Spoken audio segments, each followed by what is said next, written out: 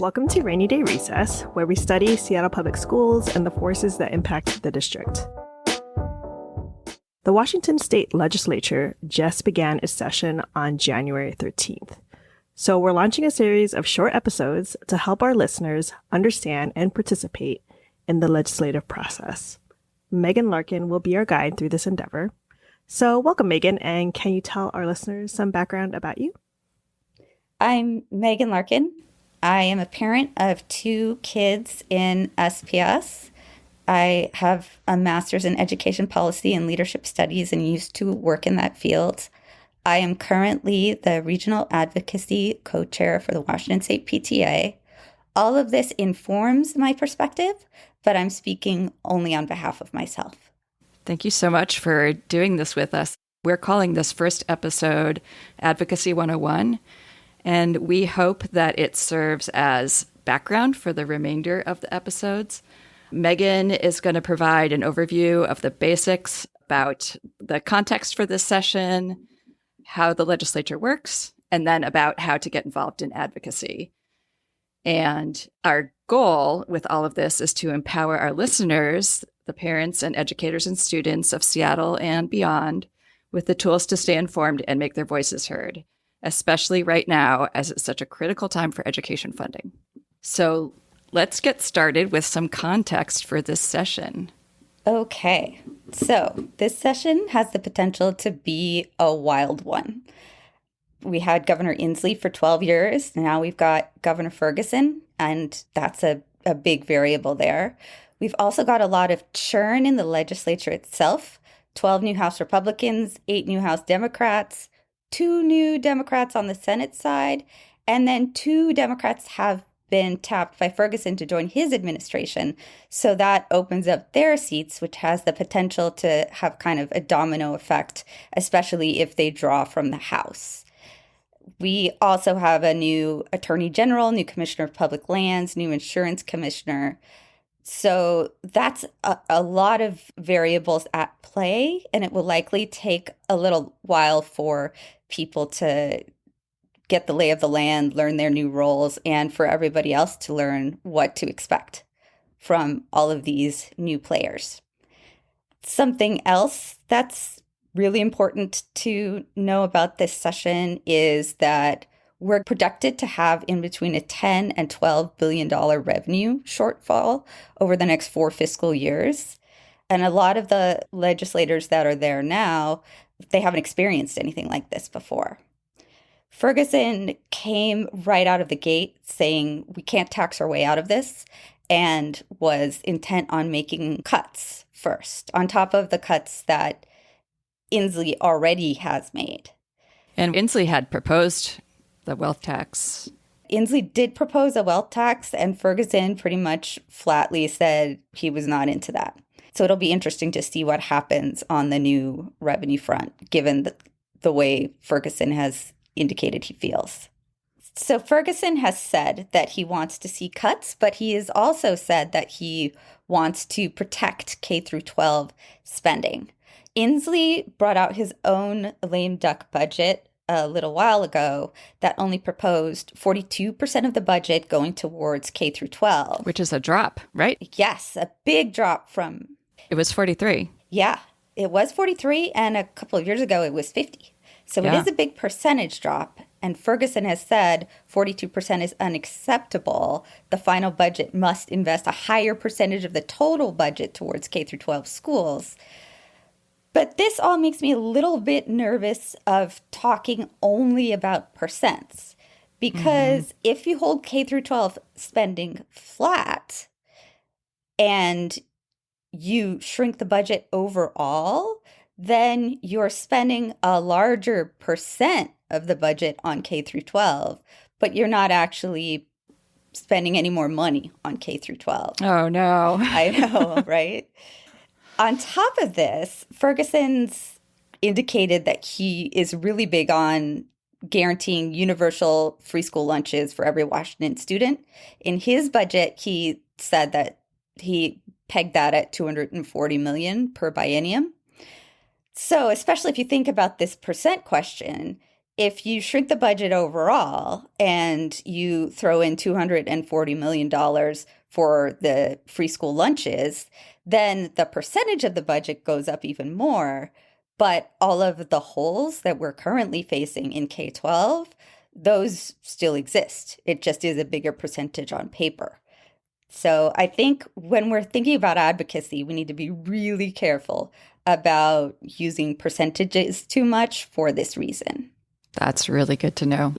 And if people want to go back and listen to the Big Five episode, Oliver Miska and David Knight talk about using a percentage of the state's gross state product instead of using percentages. So that's another way that some people do it. Could you also tell us a little bit about the Seattle Public Schools statistics on the Big Three? Right. Like, how much are we lacking in each of those areas at the moment? How much do we spend more than what we're given by the state? Yes. So I think you probably have heard the Big Three on previous episodes of this podcast, but in case you haven't, they are pupil transportation, special education, and MSOC, which is materials, supplies, and operating costs. These are the big three because the majority of the education advocacy community, people like Washington State PTA, WASA, which is the School Administrators Association, WASDA, a lot of districts and ESDs, pretty much everybody in the education advocacy community has come together around the big three. So we got some numbers from SPS around how shortages in the big three impact them. Let me just pull up those numbers. And remember, as Megan's talking, that our projected budget deficit for this year is around $100 million. Yes, around $100 million. All right. For the 23-24 school year, SPS said that the special education funding gap is about $91.5 million. For the transportation funding gap for that same period, it's about $20 million. And just for utilities and insurance, not even including the rest of MSOC, for that same 23-24 year, you have a gap of about $6.3 million. I think that adds up to about $117 million.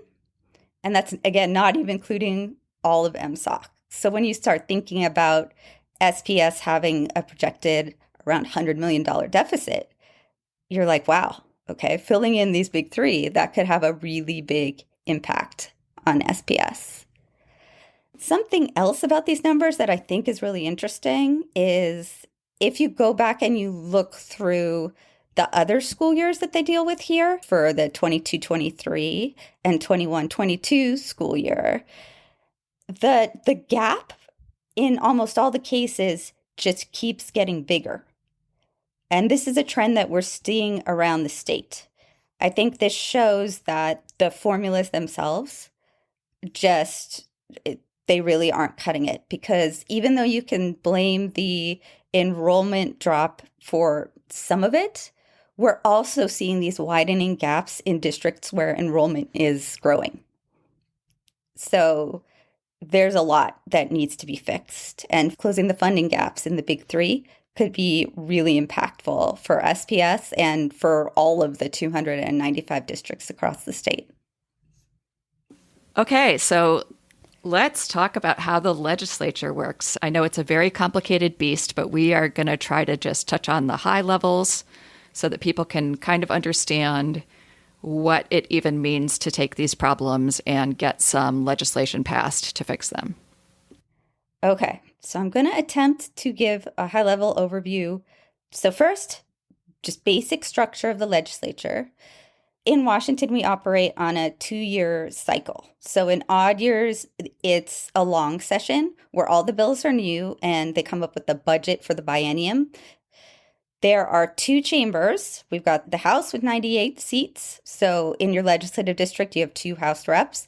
We have the Senate with 49 seats. Every legislative district has 1 senator. House members sit for 2-year terms. Senators sit for a 4-year term. So that's setting the stage. If you're a bill, I'm going to try to talk through the process of the hurdles a bill has to jump before it passes the legislature. Do they have maybe like a graphic around like a flow model? Do you know what I'm talking about? Totally. So if you go to ledge.wa.gov and you look where it says bills and initiatives, find a bill or initiative, and you type in a bill number. So, for example, you could type in 1310, which is a bill to raise the level of special education funding. Yeah, you type in the number of the bill that you're interested in, and it will have little dots that show the different places that the bill has to go on its epic journey to becoming a law. And you can see for HB 1310, it has been introduced and it is in committee. And so it still has many, many steps to go. Which only happens, I think, it's like 1 out of every 7 bills. Yeah. So it's hard for something to get through. But if you look at this page, this can be helpful to follow along as Megan's talking through this process. So first, it gets referred into a policy committee. So policy committee is just where they talk about the impacts on anything but budget, right? Yes, policy committee, they talk about the impacts on anything but budget.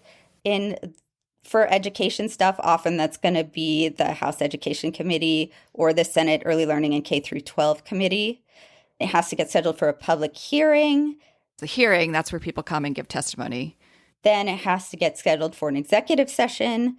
And that's where everybody votes to pass it out of the committee. Yes. After the executive session, it gets reported out of committee, and it has to get passed out of the policy committee by a cutoff date. And then there's a slightly later cutoff for the fiscal committee. The fiscal committee does the public hearing and executive session and all of the stuff that the policy committee does, only it's just looking at fiscal impacts. So it'll attach a fiscal note to the bill report that came out of the policy committee. I know this sounds like very inside baseball, but it's good to know because one of the important things that we can do as advocates is ask our representatives and senators to move the bill out of committee or to give testimony during the public hearing portion of the bill stint in the policy committee or the fiscal committee. So are the fiscal committee and the policy committee looking at it at the same time and they just have different cutoff dates? No, it goes to policy committee first and then goes to the fiscal committee. Yes. I see. Yep, that's how it happens. So after a bill gets out of the fiscal committee or the policy committee, if it doesn't have any fiscal implications, then it gets referred to the rules committee. And the rules committee is interesting because it's where party leadership exercises a lot of control over the bill. It's like a gatekeeper. So everyone on rules picks like 2 or 3 bills that they want to move forward. And that's another place where we can do a lot of advocacy. The rules committee is such a black box. It's one of those, there's a couple steps in here. Like a lot of stuff is very out and open, but the rules committee is one where it's like behind the scenes, the influence at that point. Yes. So it's very much like, what does leadership want? Yeah, it is very black box. That's a great way to describe it. Black box and gatekeepy. Okay. So once you're out of rules, if you make it that far, then you get a second reading on the floor. So this is when the bill is often debated and people offer amendments and things like that. And then you go for a vote. The third reading is the roll call vote on the floor. That also has to happen by a certain cutoff date. So if a bill survives all of that in its chamber of origin, then it gets to repeat the process in the other chamber. From the beginning. From the beginning. So the policy committee, the fiscal committee, the rules committee, all that, only on a more compressed timeline. And then if a bill makes it that far, then it goes back to its chamber of origin, and different things can happen depending if they like the amendments that the opposite chamber gave. Do you want me to go into the specifics around that? No, probably not. I think it's going to be really cool how we're planning to like follow a set of bills through the process, because then we'll get a chance probably to talk about reconciliation, all of that. Yeah, because that does get interesting. Shall we talk about how community members can have a say or advocate within the legislative session? What does that look like, Megan? Okay, so the first thing I would say is find out who your reps are. There's a district finder that is going to get linked in the show notes. So that's a good first step to find out who your reps are. You have 2 House reps and 1 senator. Once you know that, it is good to remember that you're really the expert here. It's not your job to know all of the intricacies of the legislative process. That's their job. You are an expert at whatever issue is impacting your life, right? Because that is what really matters, the impact that these laws have on the people of Washington State. To be more focused and therefore more effective with your advocacy, I think it's also important to really think about, okay, what is the issue that I'm passionate about? What is like the one thing that I want to zero in on? Because even if you're like, oh, I want to zero in on education, that's like half the budget, right? So that's a lot of bills. So you want to think specifically, oh, like maybe you're a special ed parent and you want to focus in on special ed. Or maybe you are having a hard time getting your kid to school and transportation is your thing. Whatever it may be, focus in on something that you're really passionate about and find a group that is also dealing with that. They are going to help you figure out how to interact with this complex web that is the legislative process. And they can also help you attach numbers to all of this, help you identify where the biggest funding gaps are, or the biggest service gaps are, because they are going to know how this issue impacts more than just yourself. And who are these groups you're talking about? There's a lot of interest groups. Probably if you're listening to this podcast, you know and love a student or an educator in SPS. So one good place to start is PTA. PTA does legislative advocacy, so you can talk to your local PTA about it. There is also WASDA, which is the School Board Directors Association. There is WASA, which is Administrators Association. And then I think if you go through the back catalog of this podcast, you'll find many folks who are involved with many different aspects of education advocacy. And I bet any one of those folks would be more than happy to point you towards an interest group that dovetails well with whatever is important to you. Yeah, there's also for teachers, the unions are very active in advocacy. And for students, there's a couple of student groups that are really active as well. Yes, Seattle Student Union and Seattle Education Association. Lots of different options. So let's say you've identified an issue that's important to you. You know who your reps are. You've hooked up with that group. Sign up for whatever kind of action alerts that group has. They will clue you in as to when it's most productive for you to interact with your legislator during the legislative process. So such and such a bill is stuck in a certain committee. Email your legislators to get it out of the committee, or ask them to vote for this bill or offer this amendment. Somebody over at your interest organization will be tracking all of this. Yeah, and if you are connected to other orgs as well, one of the big things you can do is if you get a message like that, to pass it along to your orgs, to get as many people as possible to take that action. Yes. That is really important. And I love the way that you're framing that too, because I think we live in this age of like, there's just combative vibes out there, especially when it applies to politics. But almost all of the education advocacy organizations, there's a lot of overlap in terms of what we all want to see happen. So talking to each other, helping each other out, that's really important. Okay, where are we at? So we're at signing up for action alerts with a group that you are now aligned with.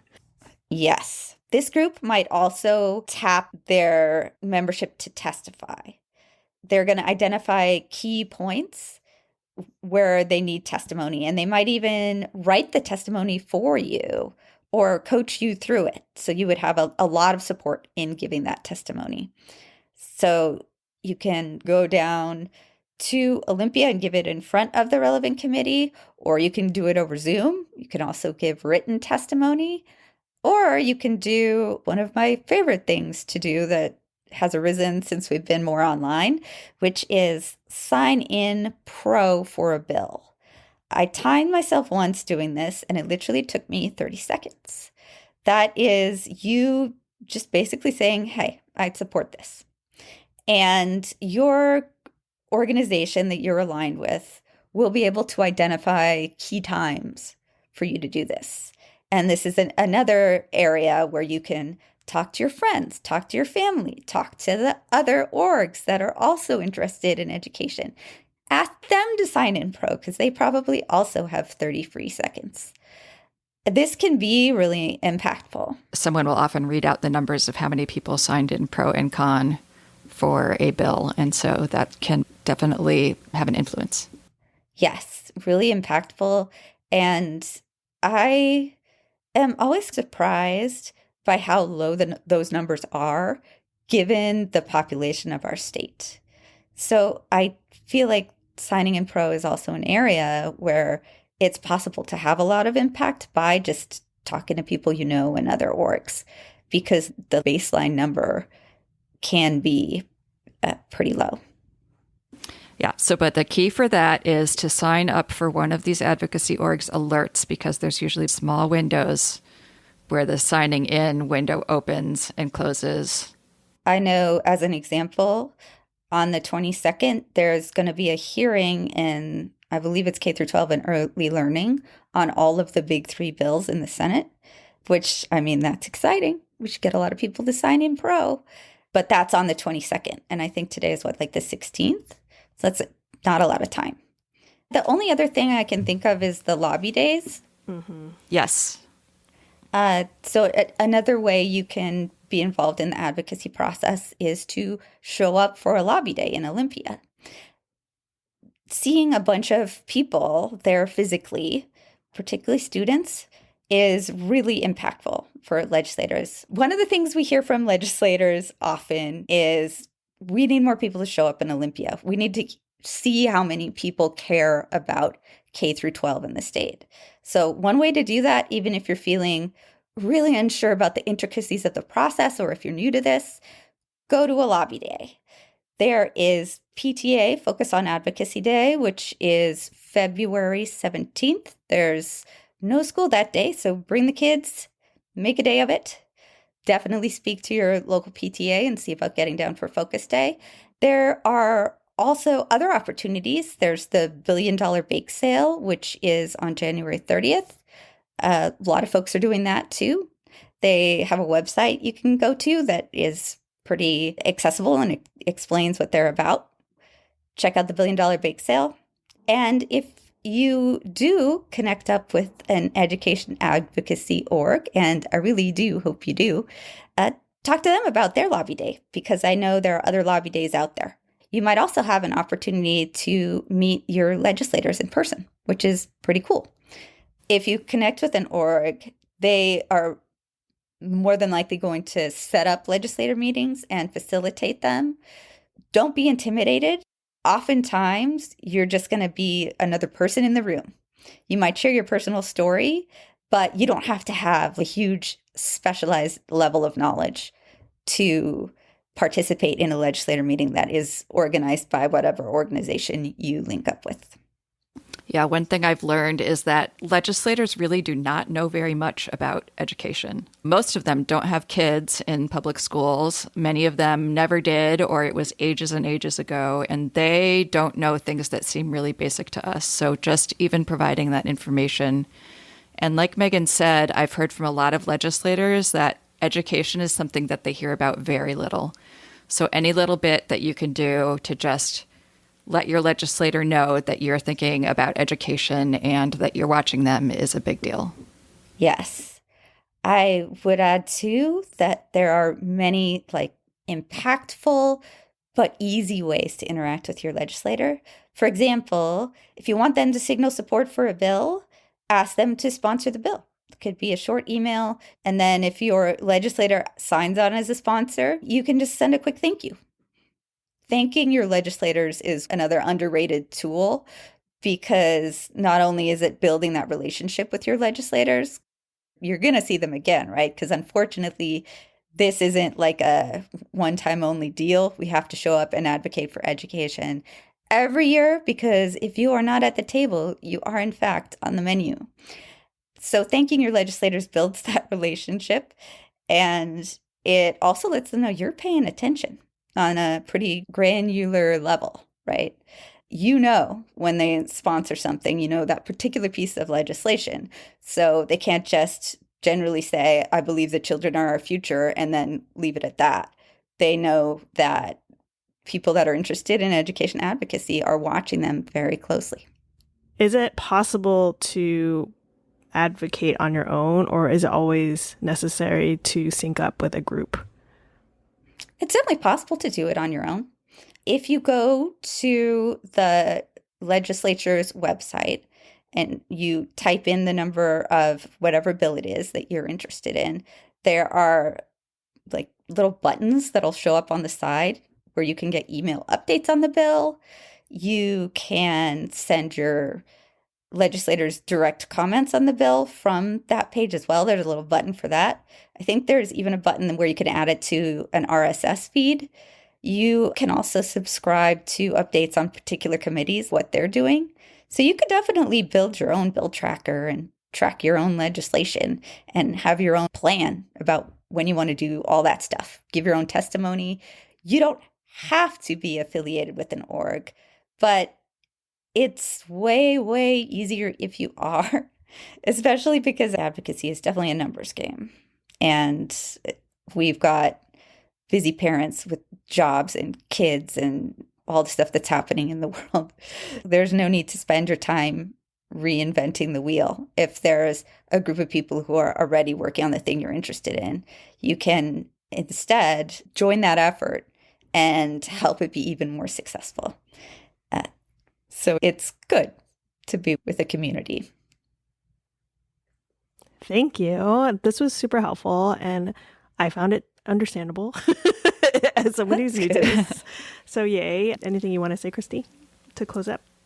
I was just going to give a quick intro to what's coming next, is that we are planning on doing a series with Megan where we will take the approximately 6 bills that correlate to the big 3 issues that all these orgs are advocating for, and we're going to kind of track them through the legislative process so that you can see how this all works. I'm super excited for that. I'm really excited. Yay! Yay! Go Big 3. And that concludes this episode of Rainy Day Recess. You can find our show notes at rainydayrecess.org and email us at hello@rainydayrecess.org. We love to hear from you. And if you like us, make sure to rate and review us so other people can find us. I'm Christy Robertson. I'm Jasmine Polito. Special thanks to Lester Mayo and Manzana Movement for our music. Stay curious, stay cozy, and join us next time for Rainy Day Recess.